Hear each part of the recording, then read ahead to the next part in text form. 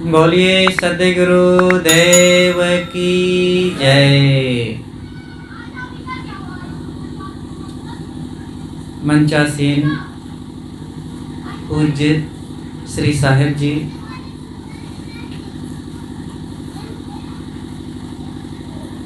बुद्ध मंगलमय संत समाज, सम्माननीय सज्जनों एवं भक्तिमयी माताओं बहनों,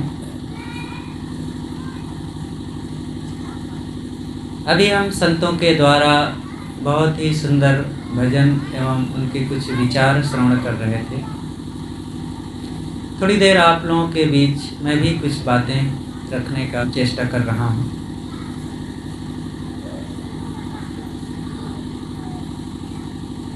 ये मानव जीवन बड़े ही सौभाग्य से प्राप्त होता है। सभी महापुरुषों ने इस जीवन की बारंबार प्रशंसा किया है और कहा है कि अन्य सभी प्राणियों को मानव जीवन जैसा सौभाग्य नहीं है, लेकिन मनुष्य को ये सारी सुविधाएं हैं, सारा सौभाग्य है। क्या ये सौभाग्य सब हम लोग महसूस करते हैं? हमें महसूस करना चाहिए। अपने जीवन में जो आज उपलब्धियां हैं, उपलब्धियों को हम अगर याद कर लेंगे तो दुख कोई रह ही नहीं जाएगा। क्या है हमारे पास, इस बात को सोचिए। भौतिक रूप में क्या चीज हमारे पास है, ये सोचना चाहिए, और आध्यात्मिक रूप से क्या नहीं है हमारे पास, ये सोचना चाहिए। लेकिन ठीक इसके उल्टा सब करते हैं हम। स्वभाव, जीवन सुधार और सद्गुणों के मामले में हम यही मानते हैं कि हम तो सबसे पूर्ण हैं, हम में क्या कमी है, हमारे जैसा ज्ञानी कौन है, हम सब जानते हैं, ऐसा मानते हैं। और भौतिक स्थितियों के मामले में सोचते हैं चाहे जितना हो जाए, लेकिन सदैव कमी लगी रहती है, कम सोचते हैं। उल्टी रीति है यार, उल्टा नहीं सोचना चाहिए, सीधा सोचना चाहिए। तो मानव जीवन बड़े सौभाग्य से मिला है। तुलना करिए अगर तो पता चल जाएगा। लेकिन जो अंदर में जड़ बुद्धि हमारी है ना, चाहे जितना इसको मनाओ समझाओ, ये फिर वहीं का वहीं रह जाता है। सद्गुरु कबीर ने कहा, मन माया की कोठरी, तन संशय का कोट, बिसहर मंत्र माने नहीं, काल सर्प की चोट। साहब कहते हैं कि मन माया की कोठरी, ये मन माया की कोठरी है। माया, ये मन हमारा कैसा है? माया की कोठरी। जैसे कोठरी में अगर आप किसी कोठरी में बकरियां बंद कर रखे हो तो दरवाजा खोलने पर क्या निकलेंगे? बकरियां निकलेंगी, भर भर भर भर सब बाहर निकलेंगी। भेड़ भर रखे हैं तो भेड़, गाय भर रखे हैं तो गाय, दाल चावल अनाज धान कुछ भर रखे हैं तो वो वहां से निकलेंगे। मुर्गी भर रखे हैं तो वो निकलेंगे। ऐसे हम लोगों का जो मन है वो माया की कोठरी है, माया भरी हुई है अंदर में। सुबह जैसे ही नींद खुलती है और बस भर भर भर भर माया निकलने लगती है अंदर से। कैसे निकलती है? नींद खुलते ही कहीं उनकी बुराई करना शुरू कर दिए, कहीं किसी को गाली देना शुरू कर दिए, तो कहीं बीड़ी पीना शुरू कर दिए, तो कहीं तंबाकू घिस घिस के खाना फांकना शुरू कर दिए, तो कहीं राग द्वेष करना शुरू कर दिए।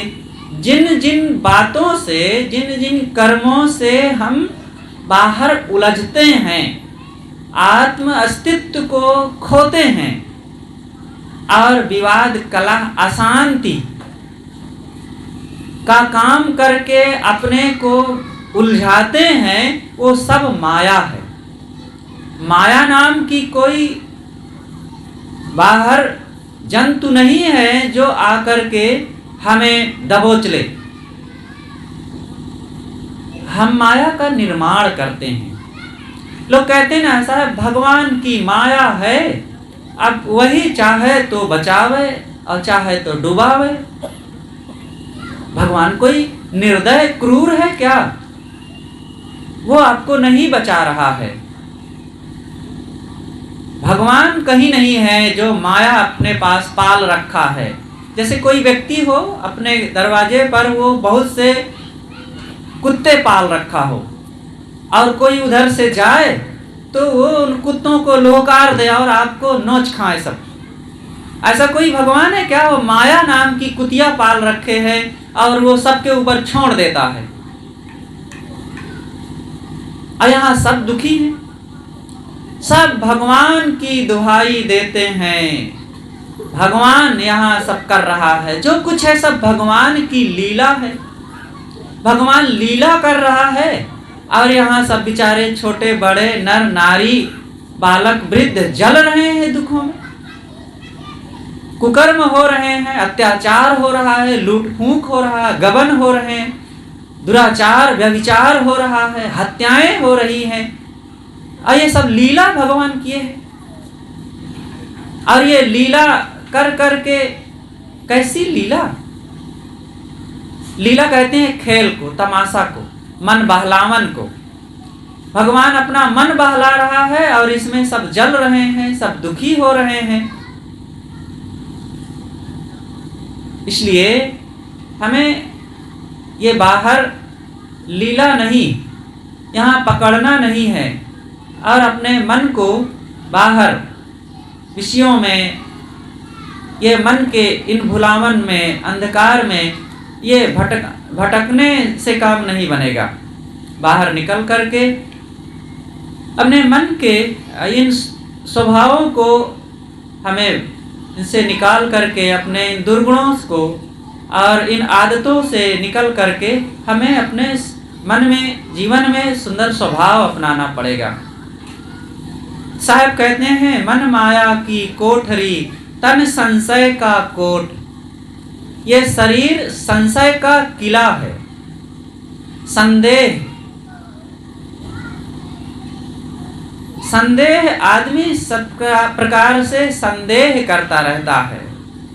हर जगह संदेह, भाई से संदेह, पिता से संदेह, पुत्र से संदेह, सब जगह आदमी संदेह, संशय सब जग खंडिया, संशय खंडे न कोय, संशय खंडे सोजना जो शब्द विवेकी होए।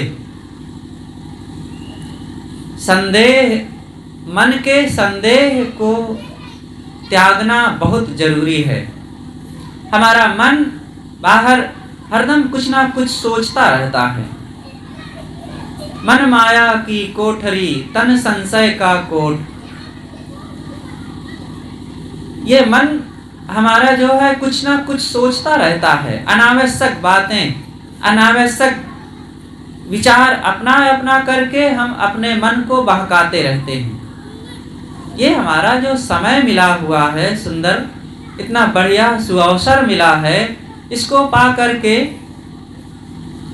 अपने मन को इन प्राणी पदार्थों में, ये माइक चीज़ों में हम भटकाते रहते हैं अपने आप को।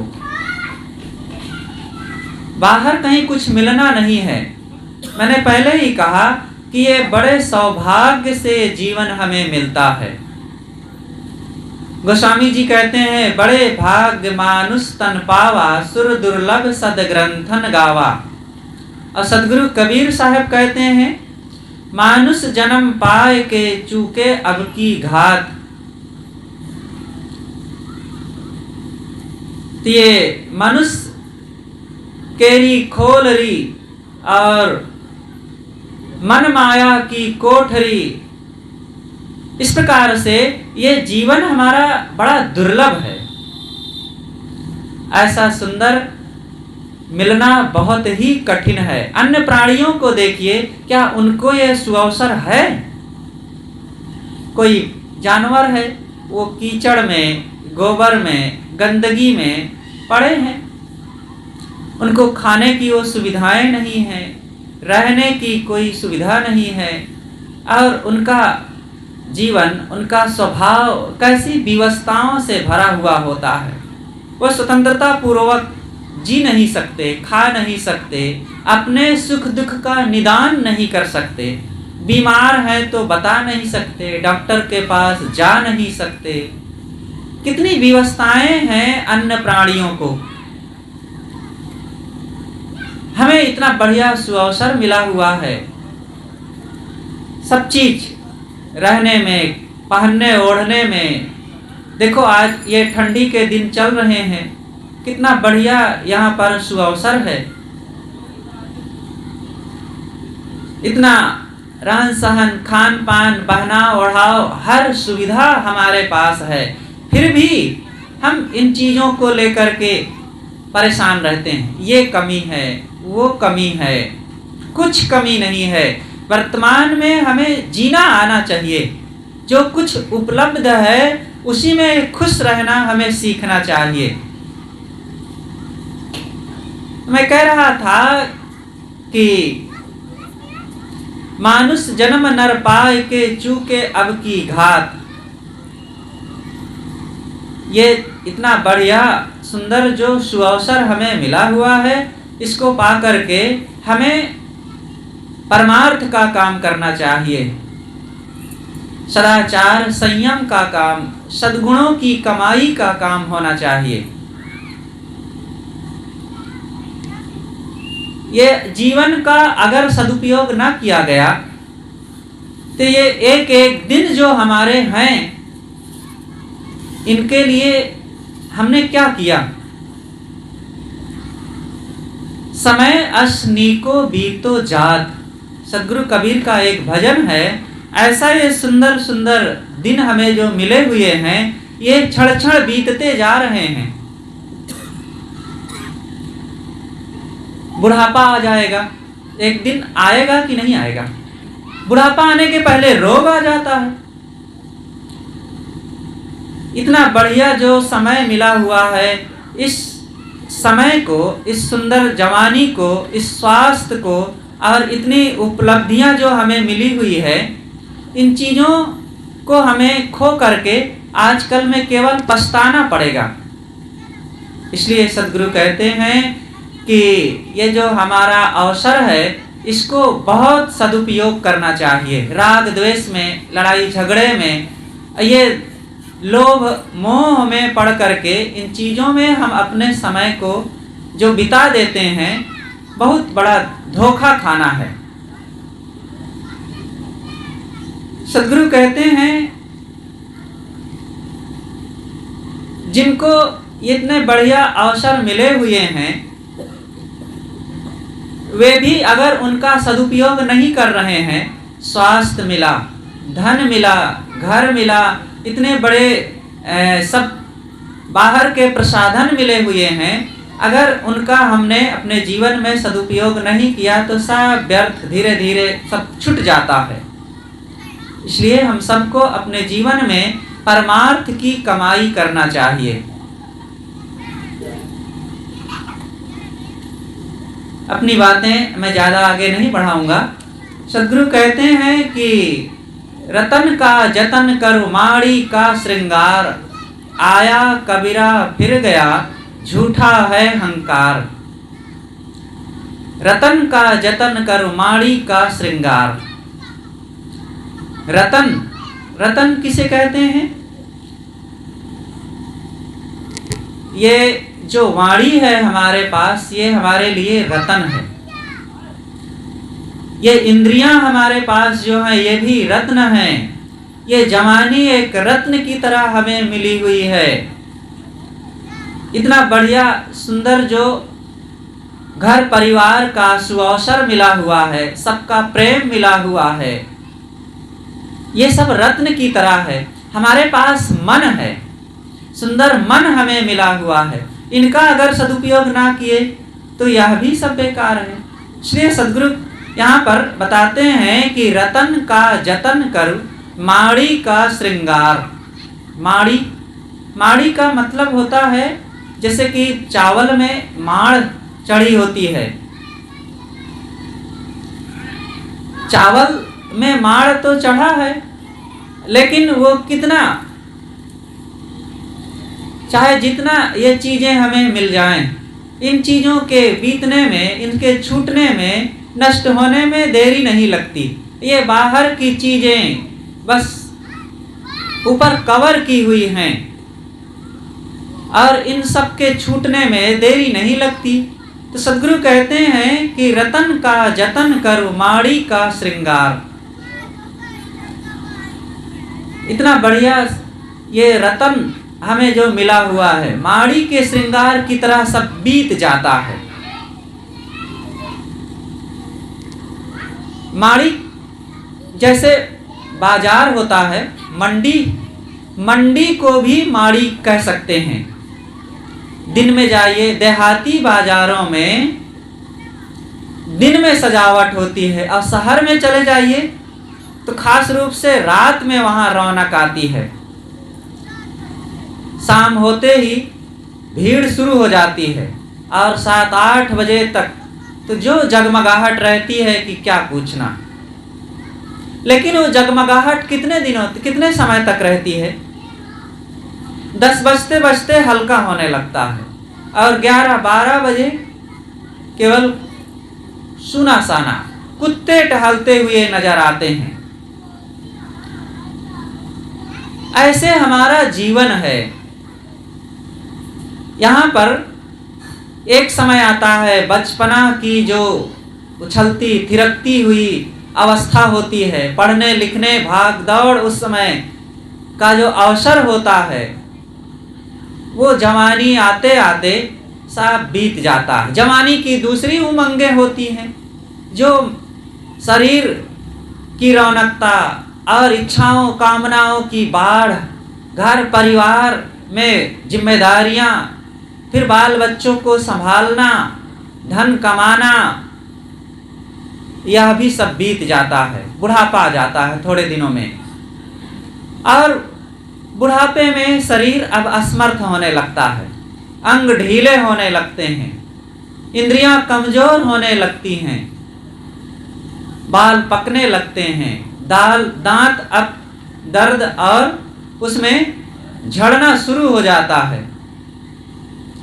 ऐसे धीरे धीरे बदलाव आ जाता है। इसी शरीर में सारी सुंदरता खप जाती है, इसी शरीर में सारी उमंगें सब गायब हो जाती हैं। बच्चे जो होते हैं, बच्चे आगे की कल्पना करते हैं, आगे ये करूंगा वो करूंगा, भविष्य में कल्पनाओं में जीते हैं। जो छोटा बच्चा होता है, पढ़ता होता है अथवा पढ़ लिया, तो उसके मन में यही ख्वाब भरा रहता है कि आगे बड़ा होऊंगा, ऐसे कमाऊंगा, ऐसे गाड़ी खरीदूंगा, ऐसे बंगला बनवाऊंगा, ऐसे बच्चे होंगे, पत्नी होगी सुंदर, और वे जब काम नहीं करेंगे तो ऐसे डांटूंगा, ये करूंगा वो करूंगा। बहुत ख्वाब सजाता है मन में। उससे एक चिल्ली की वो जो कहानी है कि एक व्यक्ति था, एक कुम्हार के यहाँ आमंत्रित हुआ। पंडित जी थे, आमंत्रित हुए, और खिला पिला करके कुम्हार ने, उसके पास ज़्यादा घर तो था नहीं, जिन कमरे में वो मिट्टी के बना करके खूब घड़े एक के ऊपर एक तह करके रखा हुआ था, उसी कमरे में चटाई बिछा दिया। कहा महाराज गर्मी बहुत है और यहीं आप विश्राम कीजिए, और दोपहर ढलने के बाद फिर जाइएगा। और वो वहाँ पर विश्राम करने लगे। लेटे लेटे कल्पना करते हैं कि चलते समय ये अभी मुझे 1 रुपया तो जरूर देगा दक्षिणा में, और 1 रुपया जब देंगे तो मैं 1 रुपया से एक अंडा खरीद लूँगा, और उससे चूजा होंगे तो मुर्गी हो जाएगी, और मुर्गी हो जाएगी तो फिर वो अंडे देगी, कई मुर्गियां हो जाएंगी, फिर एक बकरी खरीद लूँगा, फिर एक बकरी जब उससे बच्चे होंगे तो धीरे से गाय खरीद लूँगा, गाय खरीदूँगा, खूब पैसे हो जाएंगे, फिर शादी कर लूँगा, फिर दूध दही घी होंगे, फिर बच्चे मेरे हो जाएंगे और बच्चे बड़े होंगे और वे आकर के फिर मेरी सेवा करेंगे, उनको मैं काम बताऊँगा और पैर दबाएंगे, और पैर दबाएंगे, जब ठीक से नहीं दबाएंगे तो मैं मारूंगा डंडे से ऐसे, और डंडा रखे था, चमकाया डंडा, जैसे डंडा चमकाया तो नीचे की हंडी फूट गई। अब नीचे की हंडी फूट गई तो ऊपर की हंडी गिरी, वह भी फूटी और सब भर भर हंडियाँ गिरी और सब फूट गई। कुम्हार दौड़ा हुआ आया, पंडित जी क्या किए आप, हमारी सारी साल भर की कमाई आपने चौपट कर दिया। कहे अरे यार तेरी तो साल भर की कमाई, मेरी तो जिंदगी भर की कमाई चौपट हो गई। तो ये ख्वाबों से काम नहीं बनेगा। अक्सर नवयुवक ख्वाबों में जीते हैं और बूढ़े भूत में जीते हैं। पीछे वो सब कल्पना करते रहते हैं कि कई लोग होते हैं, अरे हमारे जवानी में देखते तब क्या पूछना था, अब तो क्या कहें, अब तो बुढ़ापा आ गया है। अरे बच्चे तुम क्या जानो, जवानी में मैंने ऐसी चमकती थी मेरी देह और ऐसे दौड़ लेता था, उठा के बोरा फेंक देता था और उनको पटक देता था तो एक ही बार में फिर वो सामने नहीं आते थे। बहुत कुछ सोचता रहता है व्यक्ति, बेकार की बातें।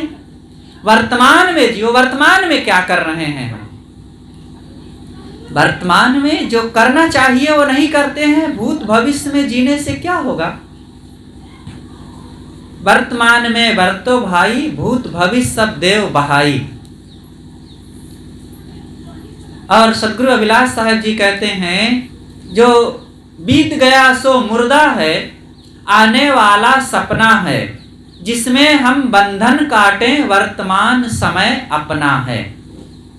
वर्तमान के कर्मों से हमें सुख दुख मिलेगा और भविष्य संवरेगा। वर्तमान को ठीक कर लेने से वर्तमान में सुख और खुशियां तो मिलती ही हैं, भविष्य सुधर जाता है। इसलिए हम सबको वर्तमान में जीना चाहिए। वर्तमान में क्या कर रहे हैं, हमारे कर्म, स्वभाव, विचार, जीने का ढंग, वाणी, ये ठीक है कि नहीं, अच्छी संगति है कि नहीं, खान पान अच्छा है कि नहीं, हम अपने लोगों में सुंदर व्यवहार करके सबके साथ प्रेम का जीवन जी रहे हैं कि नहीं। हम बाहर सैकड़ों लोगों में सुंदर व्यवहार करके वहां खुश कर लेते हों, ठीक है, लेकिन अगर अपने घर में अपने माता पिता पत्नी बच्चों के बीच में खुश नहीं है और खुश नहीं रख पाते हैं तो हम सफल नहीं हैं। बाहर की सफलता ज्यादा काम नहीं आएगी, वो क्षणिक है।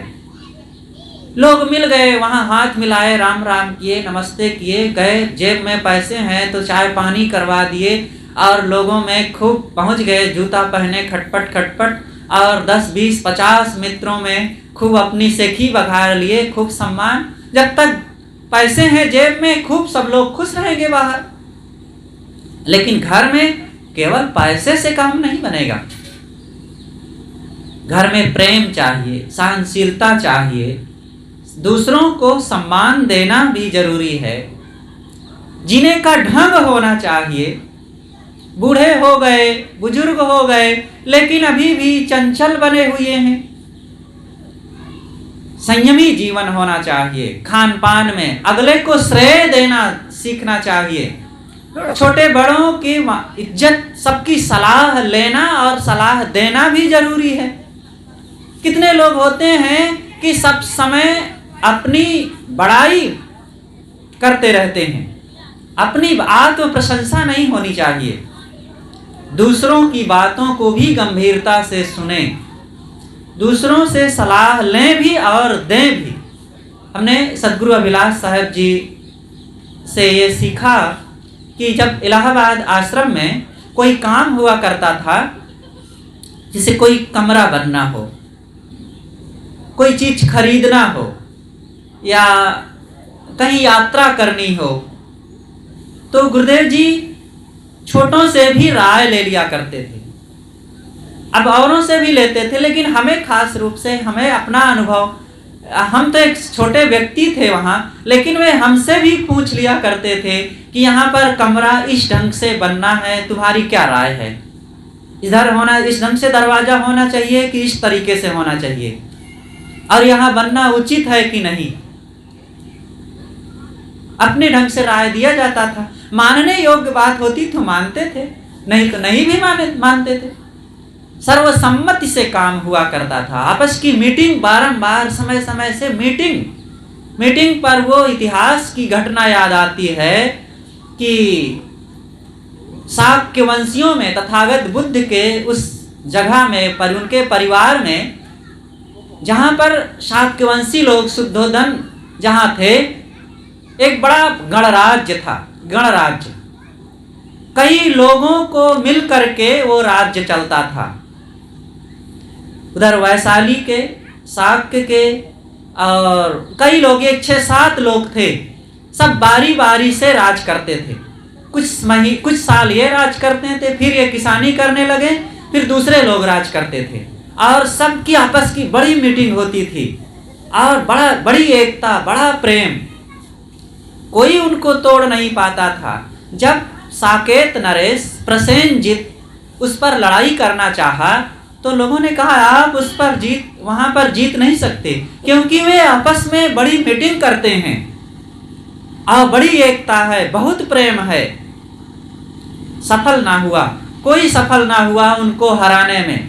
तब क्या हुआ, किस ढंग से समाज को तोड़ा जाता है। देखिए कैसी राजनीति होती है, ये परिवारों में भी यही होता है। इस चीज को सबको समझना चाहिए। तो जो राजा उन पर चढ़ाई करना चाहा, वो अपने मंत्री से बात किया और मंत्री से कहा कि तुम राज से मेरे निकल जाओ।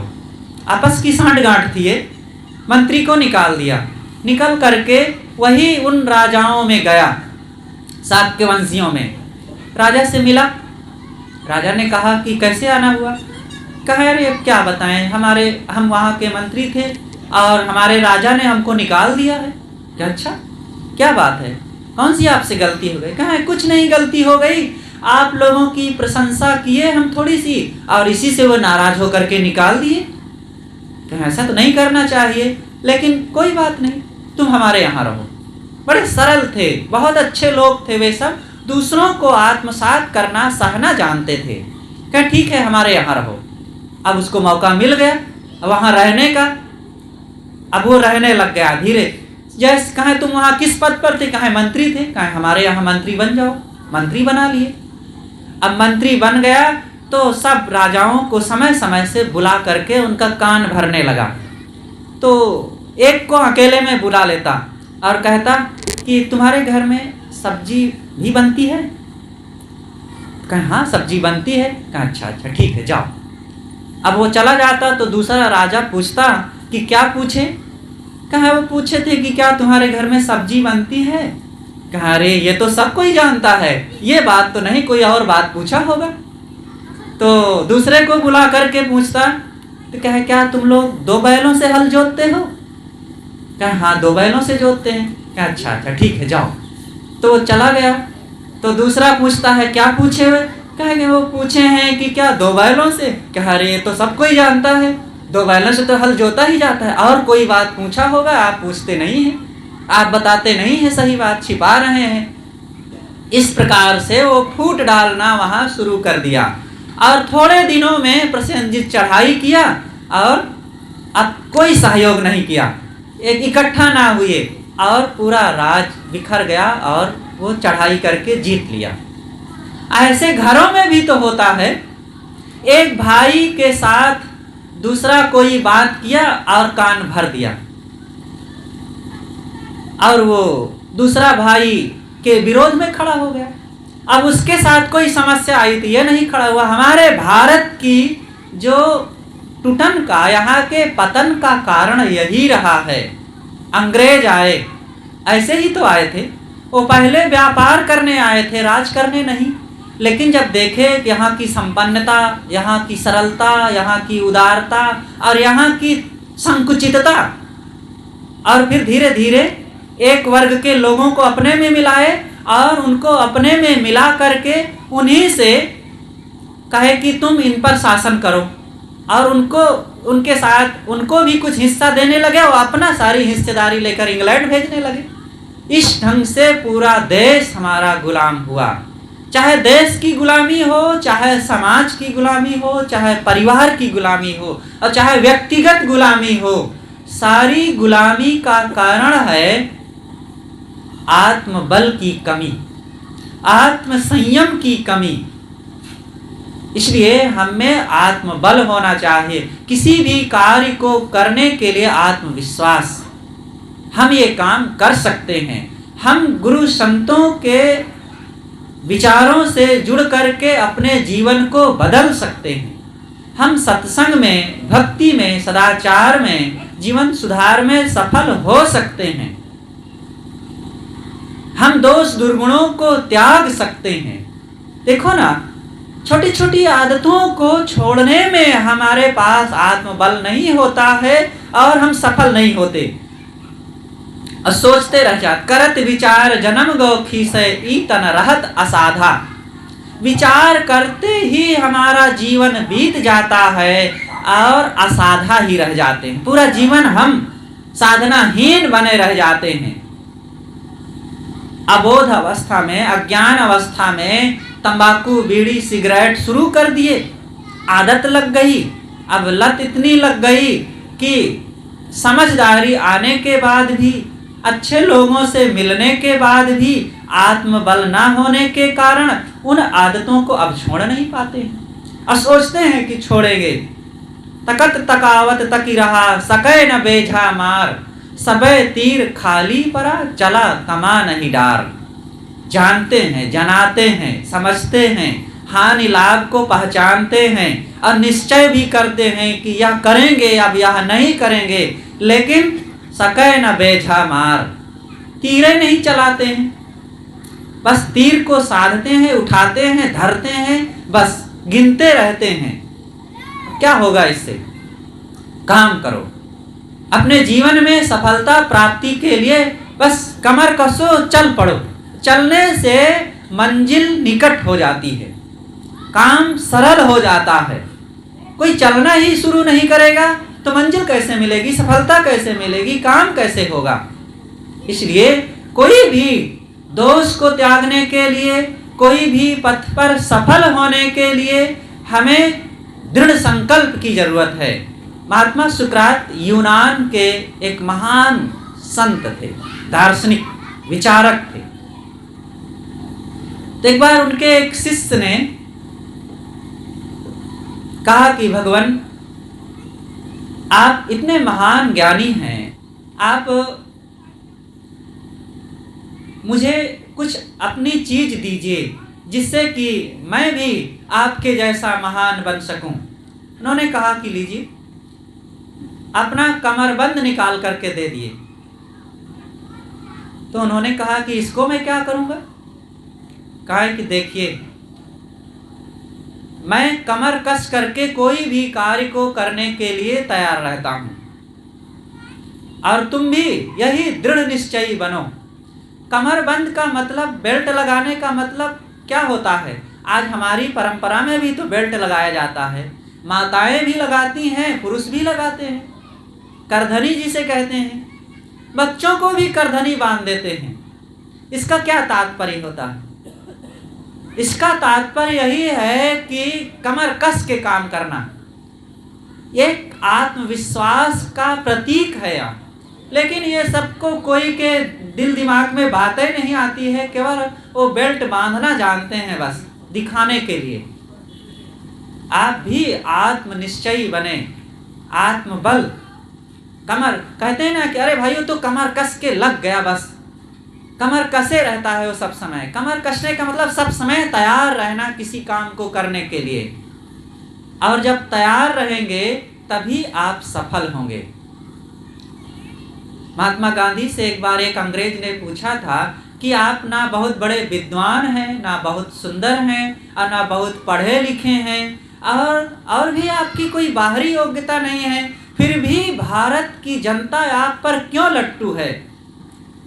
गांधी जी ने कहा था कि और कोई योग्यता हो या ना हो मेरे में, लेकिन एक बात मैं जानता हूं कि मेरे में क्या है, कि मैं जिस बात को सोच लेता हूं कि ये गलत है, उसको त्यागने के लिए निश्चय कर लेता हूं, और जिस बात को जान लेता हूं कि ये सच है और ये सबके लिए, मेरे लिए हितकारी है, उसको करने के लिए मैं तैयार हो जाता हूं। ये दृढ़ संकल्प, आप दृढ़ संकल्प के बदौलत ही अपने जीवन में कोई उन्नति कर सकते हैं। अगर यह नहीं है तो भी साधारण कार्य के लिए भी हम असफल हो जाते हैं। इसलिए हम सबको भी ये मानव जीवन जो रत्न के रूप में हमें मिला है, इसको दृढ़ संकल्प करके भक्ति पथ में, सदाचार के पथ में, गुरु ज्ञान के पथ में लगावें और आगे बढ़ें, अपने जीवन को बदलें, संयम सदाचार अपना करके, दोषों को मिटा करके, दुर्गुणों को हटा करके सदाचार और सद्गुणों को अपनावें और अपने जीवन को कल्याण की दिशा में सफल बनावें।